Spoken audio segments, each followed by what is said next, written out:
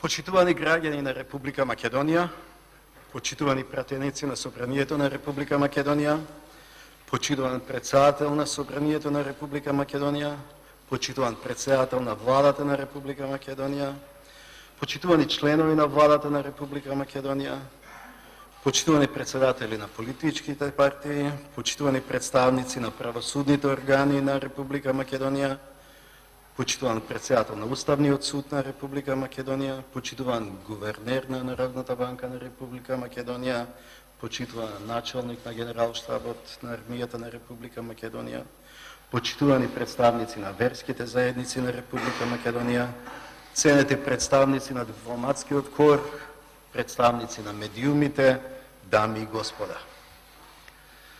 Уставот на Република Македонија ме обврзува како председател на Република Македонија барем еднаш во годината да се обратам во Собранието за прашање од моја надлежност.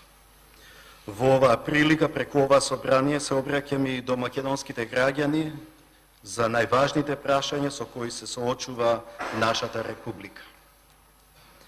Во изминатата година, како председател на Република Македонија, со владата соработував околу повеќе прашања од споделена надлежност. Во сферата на надворешната политика ги прифатив сите квалитетни владини предвози за амбасадори за кои сметав дека професионално ќе ја представуваат Република Македонија во странство. Постигнавме согласност и околу новиот гувернер на Народната банка на Република Македонија. Именував нов началник на Генералштабот на армијата на Република Македонија. Со Собранието соработував преку именувањето на двајца нови уставни судии. И таквата соработка за доброто на државата е неопходна во секоја кохабитација. Но има суштински важни причини поради кои нашата кохабитација е ставена на тест. Пред некој да помисли дека ова ќе биде моје последно обраќање, мој очет за сработеното во вториот мандат, сакам да го истакнам следното. Се уште е рано за очет.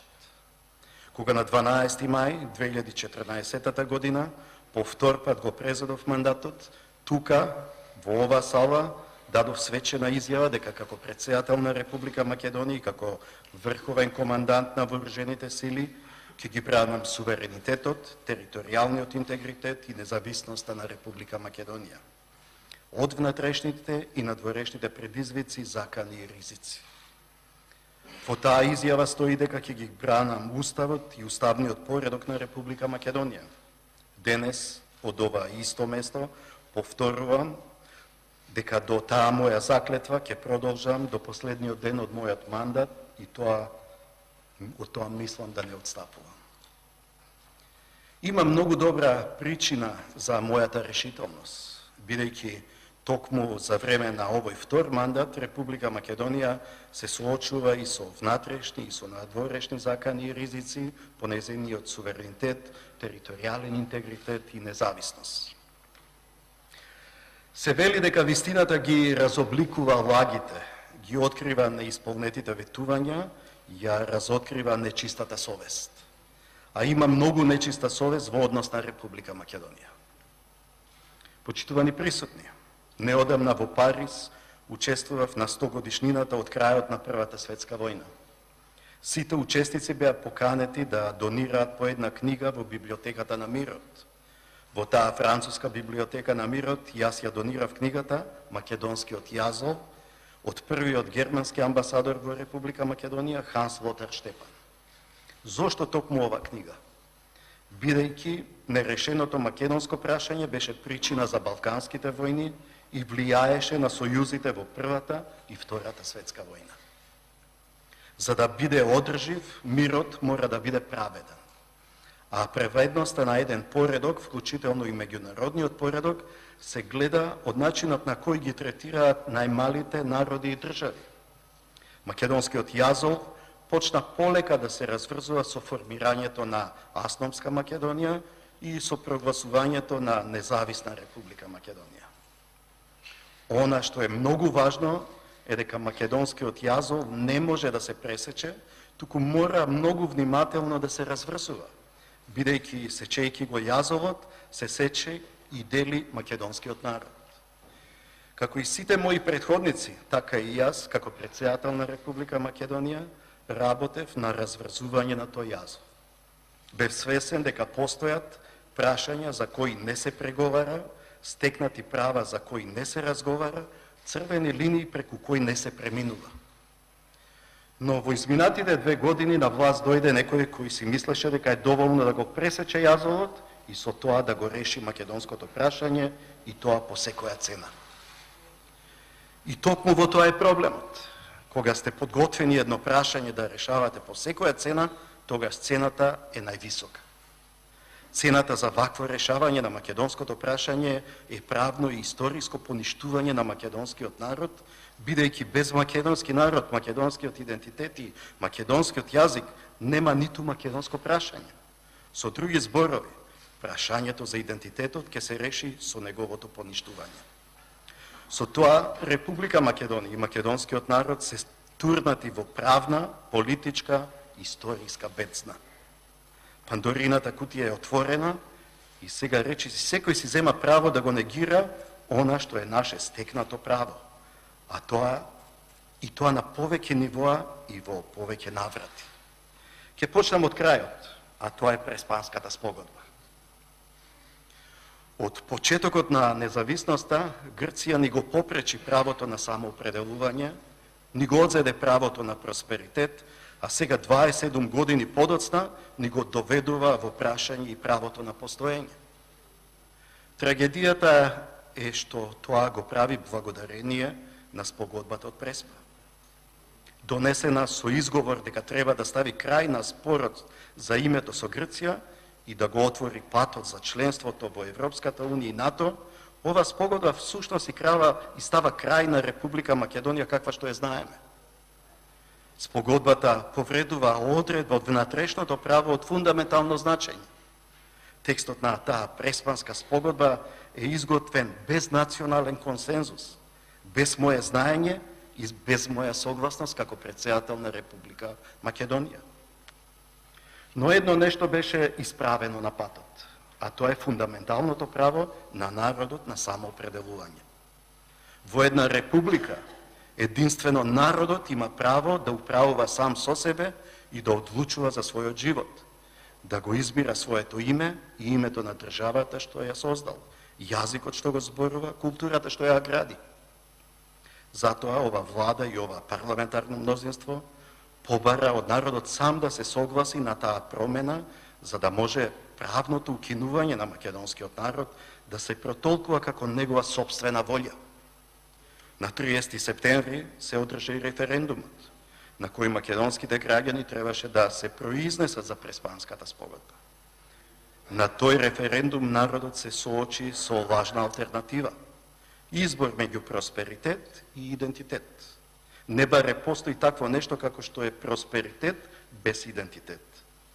За време на референдумската кампања владата тврдеше дека со Преспанската спогодба е признат македонскиот народ, дека е заштитен македонскиот јазик, дека се јакне македонскиот идентитет. Официјална Атина ги демантираше сите изјави на нашата влада. Грчкиот премиер Ципрас во повеќе наврати истакна дека спогодбата не признава македонски народ и македонски идентитет. Неодамна грчкиот претседател Павлопулос потврди дека нема да прифати своеволно толкување на спогодбата. Од сите прашања ќе се осврнам на македонскиот јазик. Се тврди дека со Преспанската спогодба македонскиот јазик е конечно заштитен.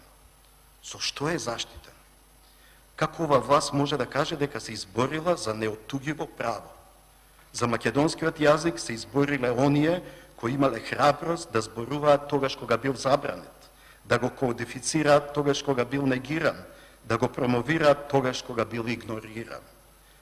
Тие го заштитија македонскиот јазик, а ова власт само го сведе на монета за подкусурување. Актуелната власт почна да се пазари со оние кои претендираат да го држат клучот на нашето минато и кои го оспоруваат нашето историско право на постоење и самоопределување. Наместо заштитен, македонскиот јазик е изложен на нападите на оспорувачите кои, обидувајќи се да го избришат или преименуваат, вршат опресија врз македонскиот идентитет. Ризикот беше огромен.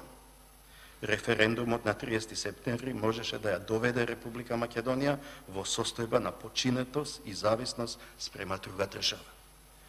Во вакви нездрави услови проработи имунитетот на македонското општество против наметнатото решение. Референдумот беше неуспешен. Со недоволната излезност на референдумот, народот се изјасни против избрзани, наметнати и штетни решенија донесени без претходно постигнат национален консензус. На 30 септември со негласање, тивкото мнозинство донесе гласна одлука. Одлука дека никој нема мандат од народот да го менува уставот заради промена на уставното име, ниту право да тргува со идентитетот. Најголемиот успех на оваа влада е што ја убеди меѓународната заедница дека референдумот ќе биде успешен и дека народот ќе ја поддржи спогодбата од Преспа. Но на крајот од денот и представниците на меѓународната заедница се соочија со фактот дека народот ја отврли спогодбата. Веднаш потоа владата започна да бара изговори и виновници за неуспехот. Мојата порака е да не се барат изговори. Причината за неуспехот на референдумот е едноставна. Народот препозна дека е уценет и ја утврли уцената. Од судбината на државата зависи судбината на народот, но и од политичката зрелост на народот зависи судбината на државата. Со бојкотот на референдумот народот го одбрани своето право на постоење и го зачува стекнатото право на самоопределување. И уверен сум дека еден ден ќе дојде генерација политичари која ќе го задржи она што сега некој е подготвен толку лесно да го изгуби. Во моето обраќање во Обединетите нации веќе зборував за таа тема. Можности секој пат постојат и во односите со Грција и во односите кај нас дома. Прво, обновување на односите со Република Грција и враќање кон автентичните и на ненаметнати мерки на градење на доверба кои почнаа да дават резултати. Но за да се постигне тоа, грчкото и македонското општество треба да научат како заеднички да живеат и покрај нивните најдлабоки разлики и перцепции. Второ, обновувањето на националниот консензус во Република Македонија. Треба да разговараме и да ги разгледаме опциите за решавање на прашањето во согласност со меѓународното право преку почитување на нашето фундаментално право на самоопределување. Но за тоа е потребна политичка волја тука кај нас. Почитувани присутни, во секоја функционална демократија, пропаднатиот референдум ќе значеше и крај на процесот. Волјата на народот изразена на референдум е патоказ, знак на демократска зрелост е носителите на одлуки да се водат по тој патоказ, бидејќи граѓаните се првиот и единствениот извор на легитимитет. Но за жал тоа не беше случај кај нас. И покрај официјалните резултати видовме обиди за слободно толкување на уставот и законите на Република Македонија со цел неуспешниот референдум да се представи како успешен, како пред домашната, така и пред меѓународната јавност. Мнозинството во ова собрание не само што не ја почитува, туку оди спротивно на волјата на народот. Република Македонија е нашиот заеднички дом. Вие наумивте да го реконструирате со тоа што ќе ги отстраните неговите носечки столбови и ќе ги подкопате неговите темели. Носечките столбови се уставот и законите. Темелите се клучните државотворни документи на АСНО.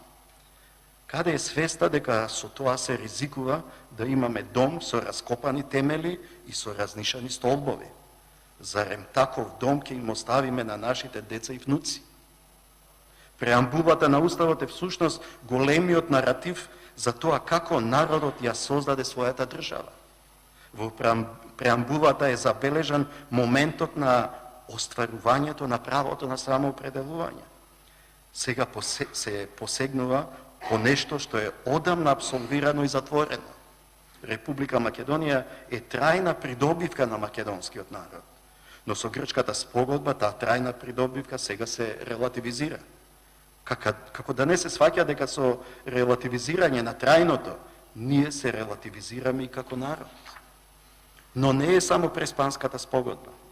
кога во 2017 година го подпишав Законот за ратификација на договорот за пријателство, добрососедство и соработка со Република Бугарија, укажав на една многу важна работа. Договорот зборува за заедничка историја на двете држави и нивните народи. Таа заедничка историја се однесува на периодот од признавањето на Република Македонија од страна на Република Бугарија, односно од 1992 година. Тоа е вистинската историска рамка на договорот, кој што не е насочен кон минатото, туку кон иднината. Наместо тоа се дозволи слободно толкување на договорот, поради што Република Македонија е втурната во лавиринт од кој тешко се излегува. Сега Софија најавува анекс на договор. Орвел напишал дека кој го контролира минатото, ја контролира иднината, а кој ја контролира сегашноста, го контролира минатото. Од каде таа верзија кон историјата? Тврдите дека македонскиот народ живее во минатото и дека сакате да го однесете во иднината. Но народот не живее во минатото, туку со минатото. И тоа не за да мрази, туку за да се сеќава. А сега сакате колективните сеќавања да ги цензурирате. И конечно, кон спогодбата од Преспа и слободното толкување на договорот со Бугарија, ќе го додадам и третиот голем предизвик за македонската држава, а тоа е тиранската платформа. Независно што некои го отрекуваат постоењето на тиранската платформа, сепак делата гласно зборуваат за целите и намерите. Законот за употреба на јазиците на начинот на кој што е напишан, но и изгласан, ќе предизвика целосна блокада на работата на институциите. Речиси нема член во тој закон во кој не е прекршен Уставот на Република Македонија. Законот е усвоен во собранието вон секоја процедура и надвор од надлежните тела. Надминат е предвидениот законски рок, злоупотребено е европското знаменце, а не е консултирана ниту Венецијанската комисија. Законот го вратив без да го подпишам и тоа со низа забелешки. Парламентарното мнозинство ги игнорираше моите забелешки, но и ставовите на стручната јавност и опозицијата. Некој не само што немал храброст да се соочи со вистината за неуставноста на законот за јазици, туку нема ни храброст да се подпише на кривичната пријава против мене. Зарем сакаат со анонимни кривични пријави да го принудат председателот на државата да го прекрши Уставот.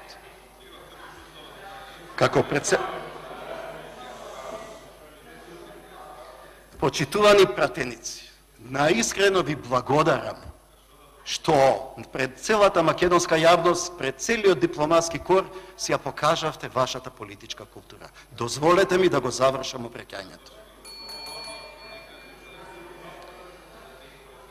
Како председател, но пред се како човек, го почитувам албанскиот народ, како што ги почитувам и турскиот, српскиот, влашкиот, ромскиот, бошначкиот народ.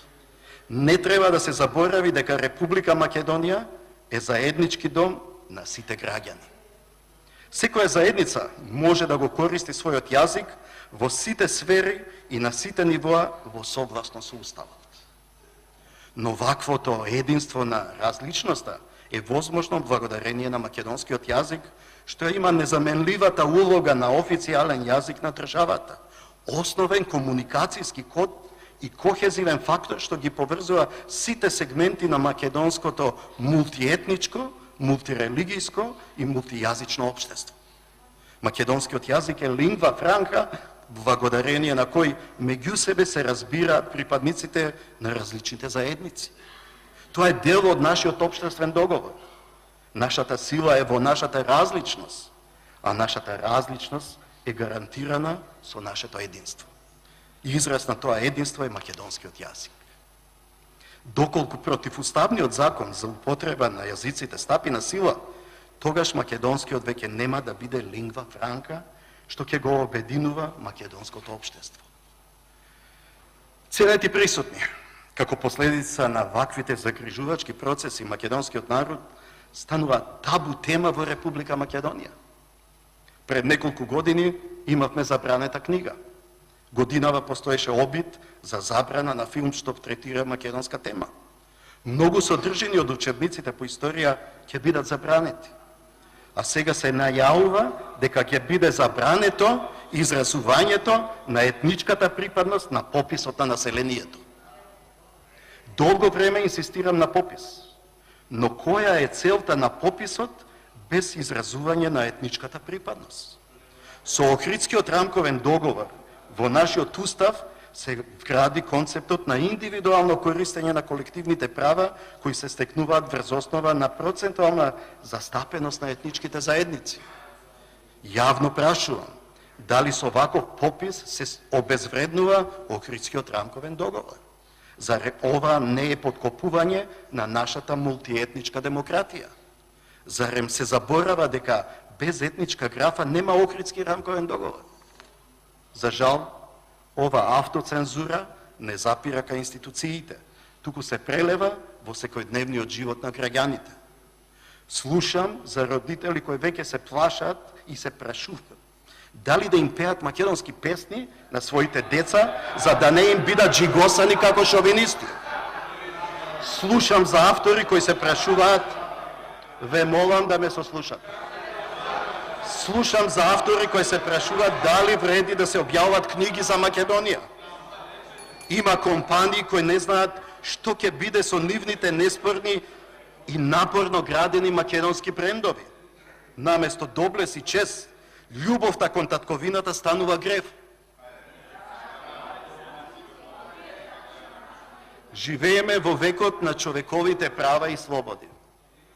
Сите идентитетски битки во светот се водат за формално правно признавање на идентитетите.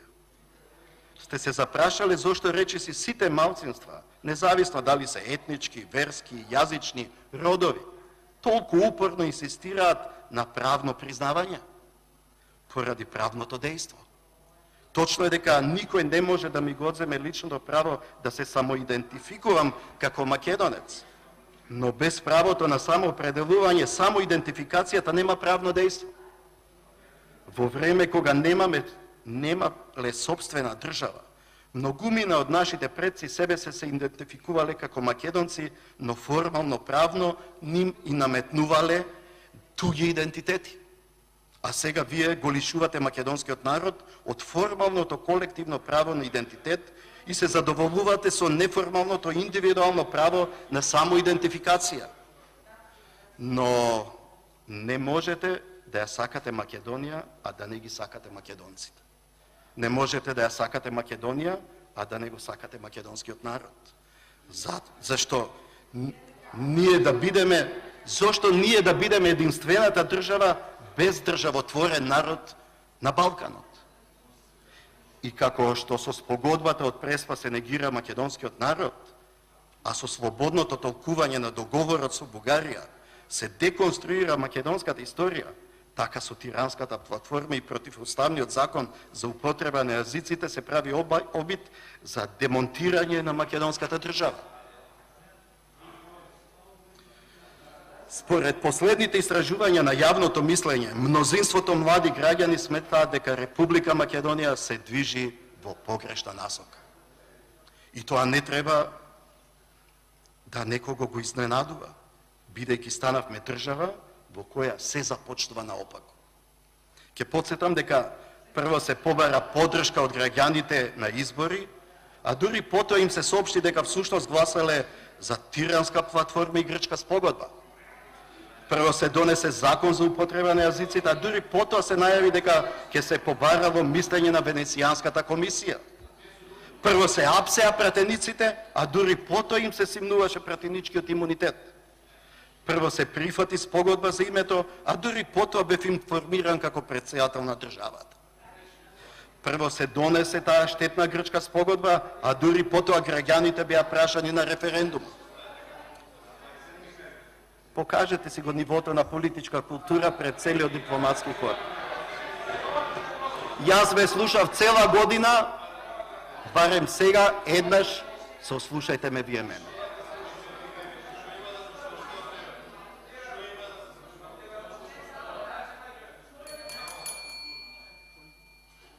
Ај, смирете се. Ајде, вашите лични фрустрации, потиснете ги. власта прво се согласи на промена на уставот, а дури потоа изнудува двотретинско мнозинство и тоа преку уцена на пратениците. Власта прво се согласи на грчкиот договор, што ќе се одрази на иднината на народот, а дури потоа глуми јавна дебата. Законите се напишани да се почитуваат. Институциите се поставени да соработуваат, но и да вршат контрола едни на други, за да не се прават грешки. Само преку владењето на правото и законските механизми државата може да ја остварува својата суштина, а тоа е да се грижи за општото добро на граѓаните. Нема ден, а некој да не ме праша зошто ги прифатив, а уште повеќе зошто не ги активирав гаранциите на Заев за да му го дадам мандатот. Мојот одговор е дека со неговиот подпис на тие писмени гаранции јас стави вето на Законот за употреба на јазиците и Законот за ратификација на спогодбата од Преспа. Со тоа гаранциите се активирани. А активирани се бидејќи сме соочени со абсурд. Уништувањето на државата се оправдува со обезбедување на иднината за државата. Од така наречената заробена држава чувство дека стануваме уценета држава. Од надвор не уценуваат соседите, внатре се уценети многу носители на одлуки. Уцената стана основно средство за остварување на целите. Почитувани сограѓани, доаѓаат месеци и години кога политичарите, независно кој од нив се на власт, а кој во опозиција, ќе се занимаваат со сериозни и стратешки важни одлуки за државата, нацијата и идентитетот.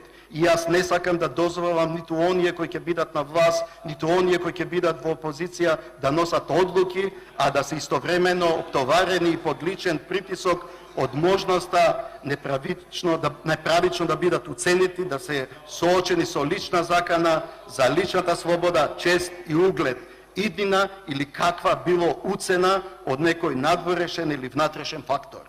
Може би и токму заради таквата цел некој ја предизвика оваа ситуација, за да може да влие врз нив или дури може би и да ги контролира нивните одлуки, се разбира пред се во свој интерес. Ова не е опис на актуелната состојба. Ова го кажав на 12 април 2016 година, кога донесов одлуки за помилување. На македонската јавност и оставам да процени дали сум бил во право.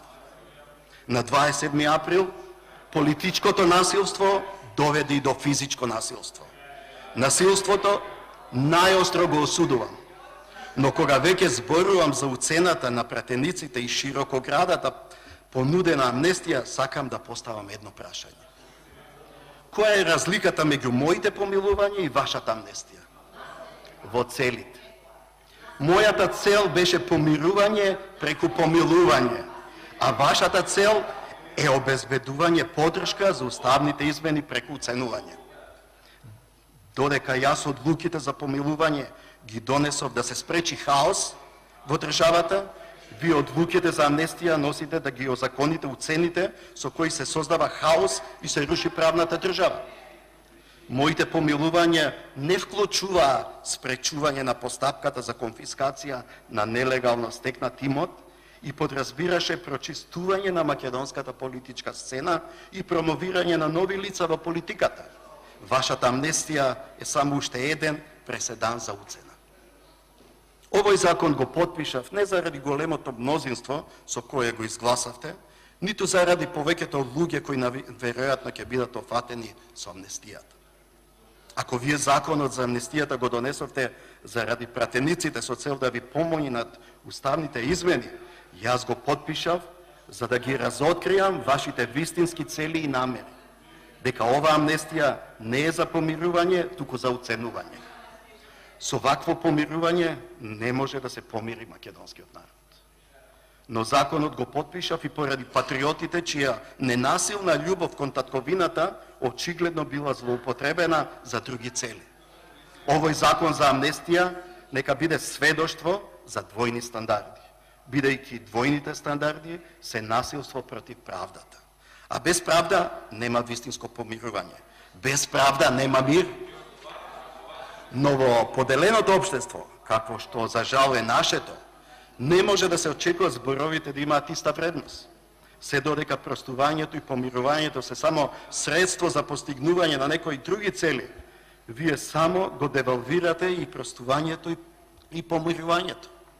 Националното помирување ќе настапи тогаш кога сите ние, независно од етничката, верската, политичката или која било друга припадност, ќе побараме прошка од оние на кои сме им сгрешиле и ќе им простиме на оние кои ни сгрешиле. А прошката треба да оди рака под рака со одговорноста. Почитувани присутни, мене никој не може да ме уцени. Не можевте да ме обвините ниту за неморал, ниту за криминал. Па затоа се обидува да го нарушат мојот углед. И тоа со конструкции, лаги, навреди, омаловажувања, па дури со фалсификувани белешки. Трпев и закани. Има јавни личности кои јавно повикуваат на линч и убиство на председателот и неговото семејство. Не навредува и омаловажува. Ете, такви се некои од моите критичари, кои не можат ништо да кажат, ништо добро за себе, па кажуваат се најлошо за другите. Но и покрив ова, истражувањето на јавното мислење во изминатите 10 години недвосмислено покажува дека председателот на Република Македонија е политичка институција со највисока доверба меѓу граѓаните. Но и уште нешто. Ако можевме да им веруваме на последните анкети за тоа каков треба да биде идниот председател на Републиката, најмногу граѓани се изјасниле дека председателот треба пред се да биде чесен. Тоа е мојот личен удел во враќањето на довербата на институцијата председател на државата. Кој да дојде после мене, мора пред се да биде чесен кон себе и кон државата. Во изминатиот период бевме сведоци и на лажни искази за измислени настани и за непостоечка комуникација со цел да се докаже моја наводна вмешаност во настаните од 27. април. Ве молам да ме сослушате, ве слушам цела година. Ве молам, слушајте, председател на држава ви се обраќа.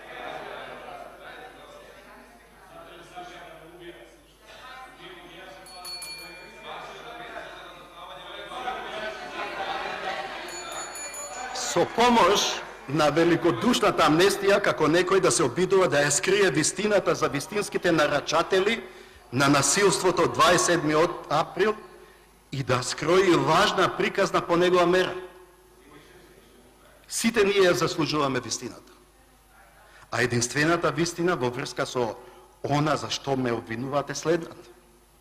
Сценарио за воена и вонредна состојба немало.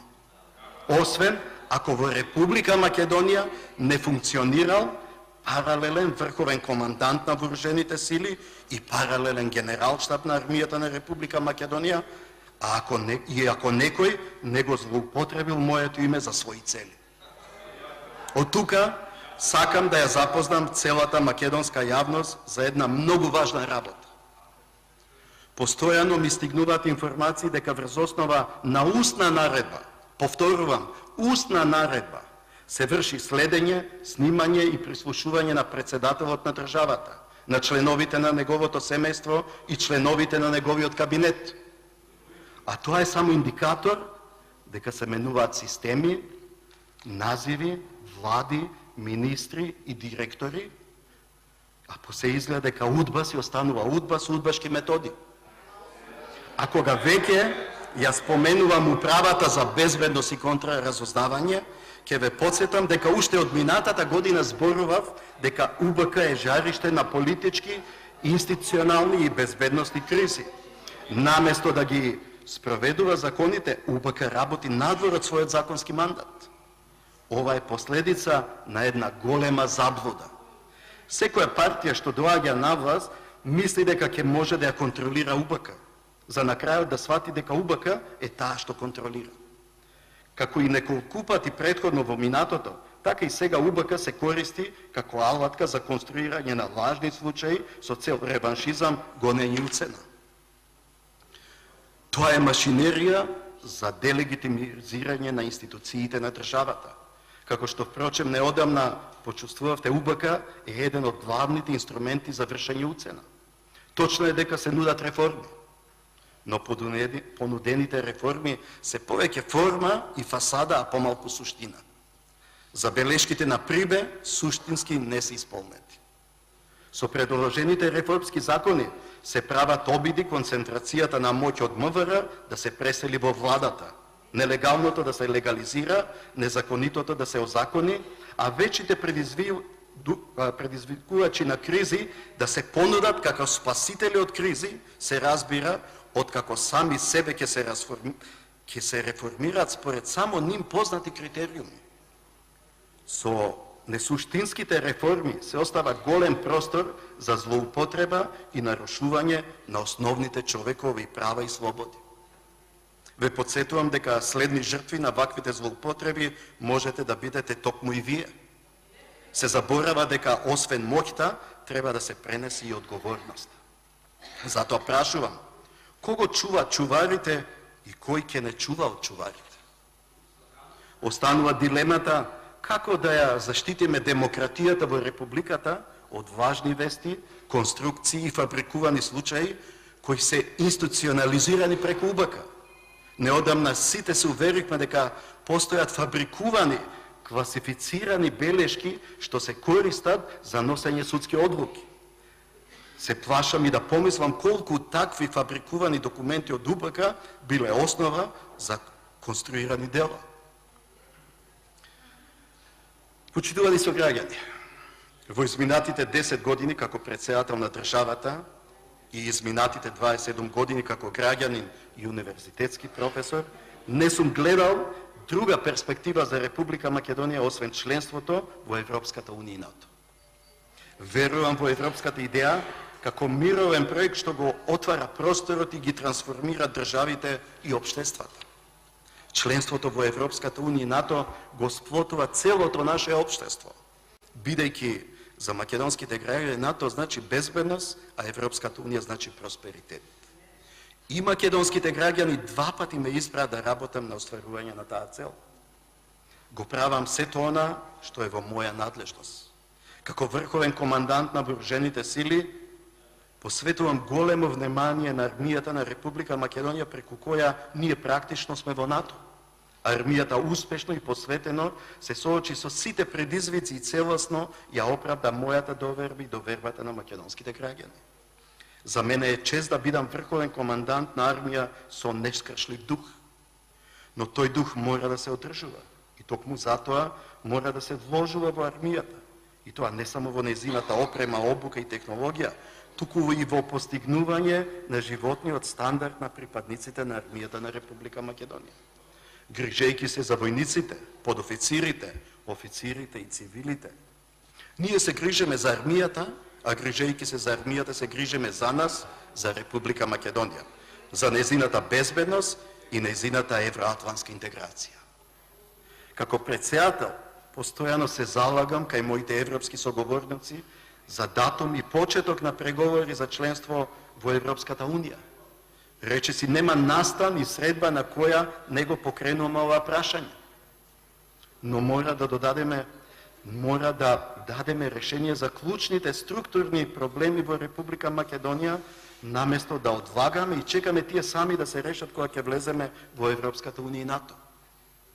Многу наши странски партнери не уверуваат дека спогодбата од Преспа ќе отвори вратата за членство во Европската унија и НАТО. Но чудно е што некои од нив премолчуваат дека дури да се отвори вратата на интеграциите, останува спуштена железната решетка на реформите. Преспа нема да ја крене таа решетка. На јулскиот самит Европската унија јасно укажа на потребата од реформи, а реформите се долг и напорен процес. И тука зборувам не само за реформите во безбедноста, туку и во правосудството, образованието, здравството. Знам дека новата влада ги наследи овие проблеми, но наместо решение на проблемите, гледаме повторување на грешките.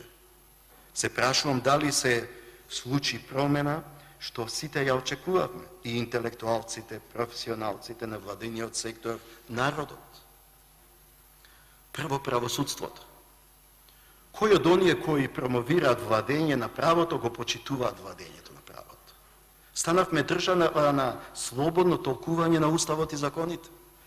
Правото е сведено на политички инструмент на владеачката структура која на степен на закон го подигнува сето она што ќе го посака.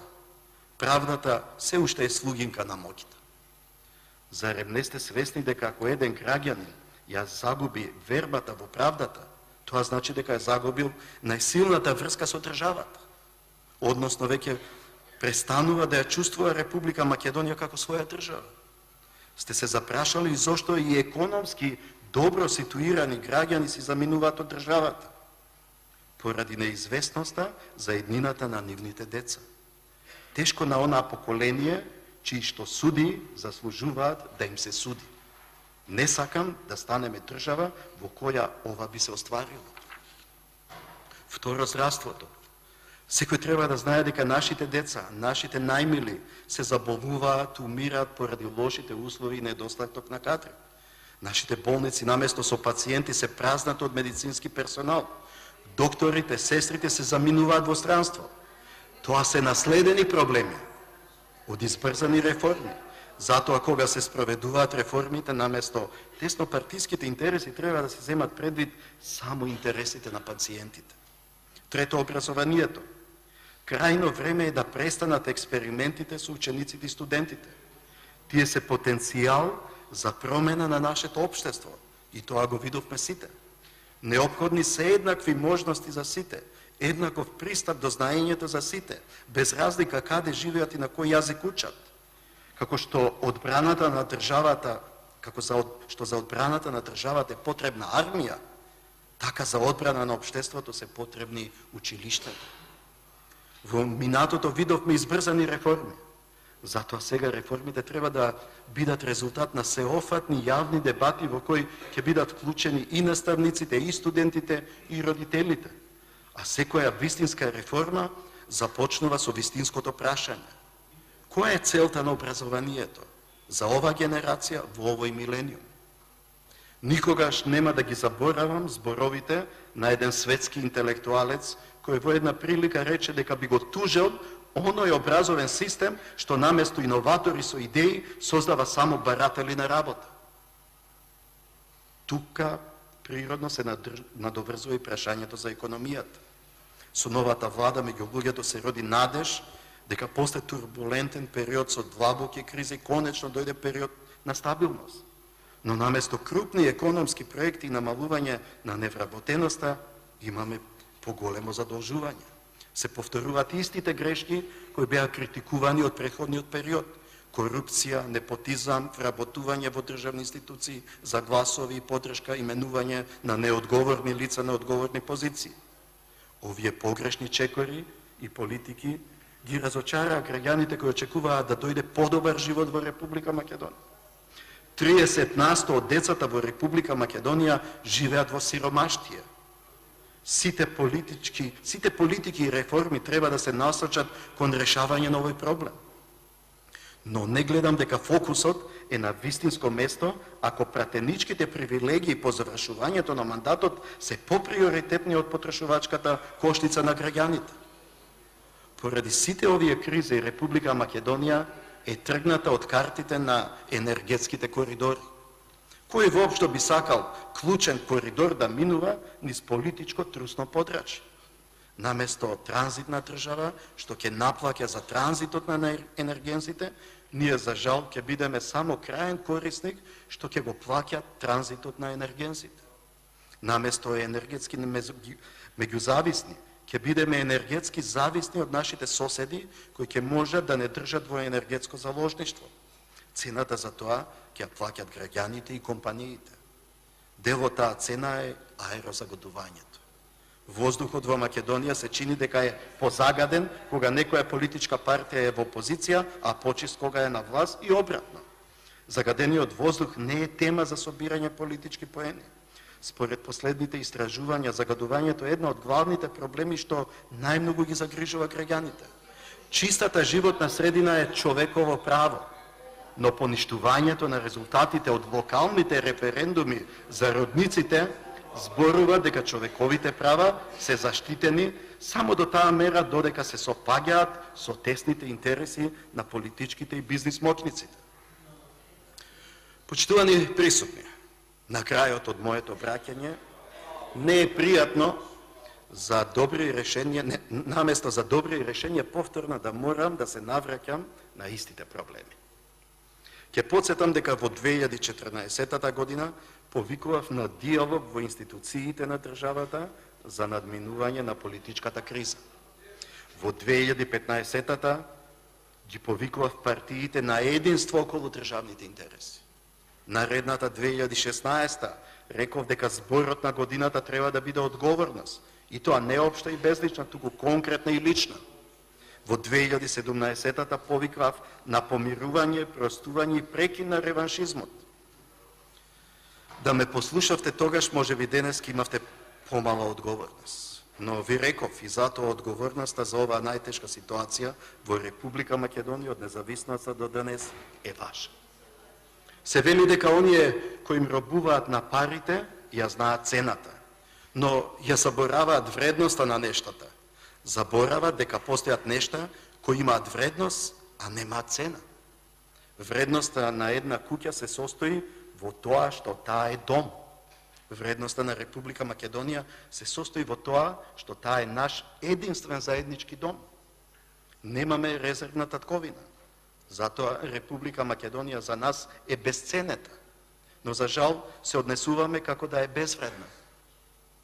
Се подпираме на меѓународната заедница и се надеваме дека таа ќе ги извојува битките за нас. Но забораваме дека битките во кои други се борат за нас не трансформираат. Нас не трансформираат и не прават подобри само оние битки што ние самите ги биеме. Ако сакате од една група поединци да создадете функционална заедница, дајте им цел што само заедно може да ја постигнат. Таа цел е Република Македонија. Само заедно можеме да ја чуваме, само заедно можеме да ја градиме. Најголемото дело на секој кој сака да создаде држава не е само просто воспоставување на уредувањето, туку пред се одржувањето на тоа уредување. Проекција на тоа уредување во иднината, во далечната иднина. Речи, секое државно уредување, колку и да е несовршено, може да обстане кратко време. 27 години независност на Република Македонија се само миг во долгата историја на човештвото и човековиот стремеж кон слобода и поредок. Нашата цел треба да биде многу потрајна, да ја градиме Република Македонија како држава што ќе трае и ќе не надживее и нас, и нашите деца, и нивните деца. Само генерација родена во слобода може да изгради слободно општество. Но единица мерка за слободата е вистината. Затоа мора да почнеме со вистината. На почетокот на моето обраќање реков дека вистината ги разобликува лагите, ги открива неисполнетите ветувања, ја разоткрива нечистата совест. Реков дека има многу нечиста совест во однос на македонскиот случај, но вистината ослободува и овозможува да се признае вината, да се поправат грешките, да се исцелат раните. Затоа, денеска од ова собраниска говорница, гласно ја зборува вистината. Но не за да поттикнувам омраза, бидејќи омразата предизвикува раздор, туку заедно да се соочиме со реалноста.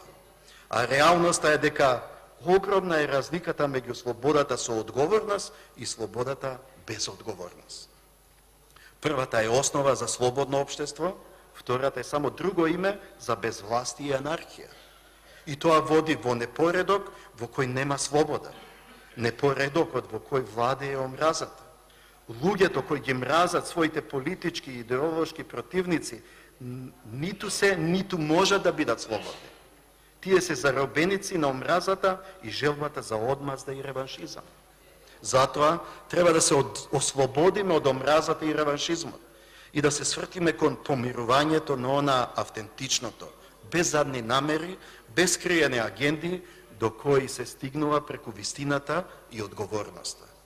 Преку вистината и одговорноста што води до помирување, ќе имаме праведно општество во кое меѓусебното почитување одново ќе биде наша врвна вредност, во кое власта и опозицијата наместо како заколнати непријатели ќе се доживуваат како достојни противници и партнери за доброто на граѓаните што ги избрале.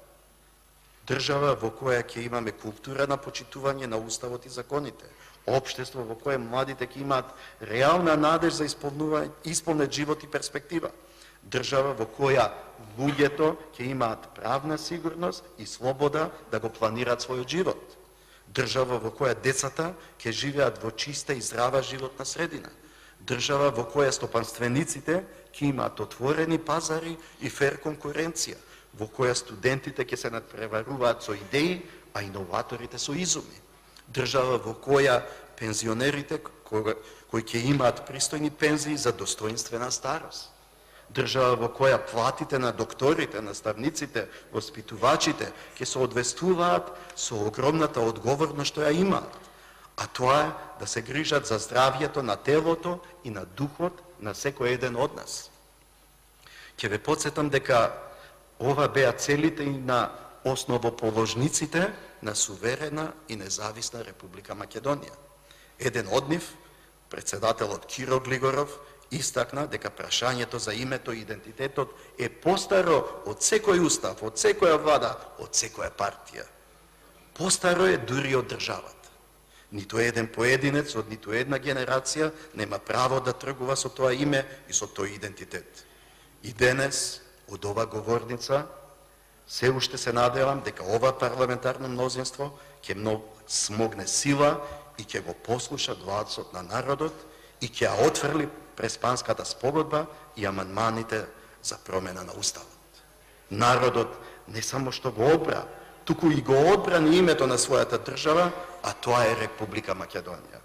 А јас како нејзин претседател останувам да ја бранам волјата на народот. И од тоа не мислам да отстапам. Ви благодарам.